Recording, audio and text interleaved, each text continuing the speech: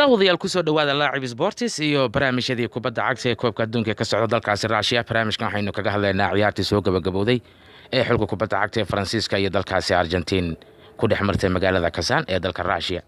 ciyaartaasi natiijadii laga filayay kuma aysan dhamaanin, ha yeeshee saadaalimo badan oo la sii saadaaliyay ciyaarta ayaa waxaad moodaa in natiijadii ay soo baxday. xulka kubadda cagta ee Faransiiska ayaa gool ku hormaray, kadibna waa ay bareejayeen Argentina. markii ay bareejayeen oo la isu soo noqdeen haddana waa ay u saariyeen ciyaartoo 2-1 ayaa daqiiqada qura waxaa diishaha da'da yar ee 18 jirka reer Faransa ee Mbappe ayaa inta bareejo ka dhigay haddana u saaray. ugu dambayna waxaa ciyaartaasi ay noqotay 4-2 daqiiqadii ugu dambeeyay. Aguero la soo geliyay garoonka ayaa goolkii calanka u keenay oo 4-3 ka dhigay. ha yeeshee nasiib darro Lionel Messi iyo xulka kubadda cagta ee Argentina way ka hayaameen World Cup-ka.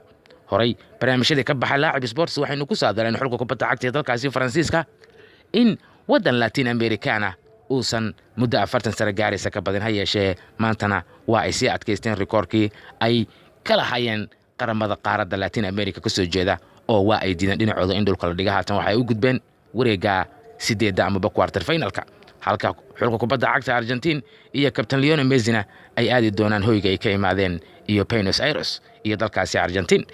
haddaba Diego Armando Maradona waxyaabihii uu qabtay xulka kubadda cagta ee dalkaasi Argentina iyo Lionel Messi marka la isu fiiriyo ama la isu barbardhigo, waxaad moodaa in 20% xitaa Lionel Messi uusan keeni karin Diego Armando Maradona sida wariyaasha ama commentatorska ciyaaraha tacliiqinaya ay sheegayaan ama xaqiijinayaan. xulka kubadda cagta ee Argentina Diego Maradona waxa ay uu soo qabtay wax uusan Messi iyo 9 Messi oo kale aysan u qaban karin.